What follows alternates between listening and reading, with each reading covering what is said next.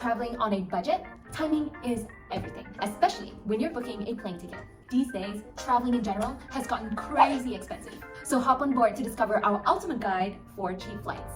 What are the cheapest days to fly? Great question. It turns out that the day of the week that you choose to fly makes a huge difference to the cost of your ticket. No matter where you're jetting off to, the cheapest days to fly seems to be Tuesdays and Wednesdays. In fact, a recent airfare study found that you'll be able to save an average of $57 if you fly on a Tuesday or a Wednesday as compared to flying on a Sunday, which is the most expensive travel day. If you can't fly midweek, you may be able to find a deal for Saturday flights. Just avoid traveling on Fridays and Sundays because these days are typically the most popular days to fly.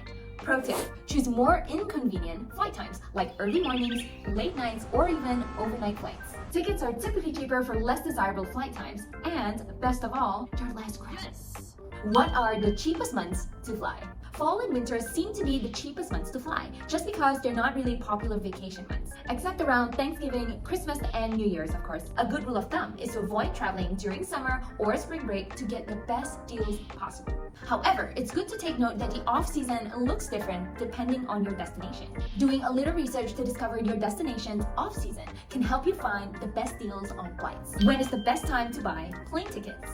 There are a ton of travel budget bloggers who not only claim that Tuesday is the cheapest day to fly, but it is also the cheapest day of the week to book flights. There's this age-old legend that the best flights drop on Tuesday afternoons because that's when the airlines put up their sale seats. The sale may have been true at some point, but the recent flight data shows otherwise. According to a study done by Cheap Air, the day of the week that you book doesn't matter. It found that the average low fare only varies about $1, no matter which day of the week that you decide to book. So there may not be a specific day of the week that's best for booking a flight, but there is a best time to buy in relation to your departure.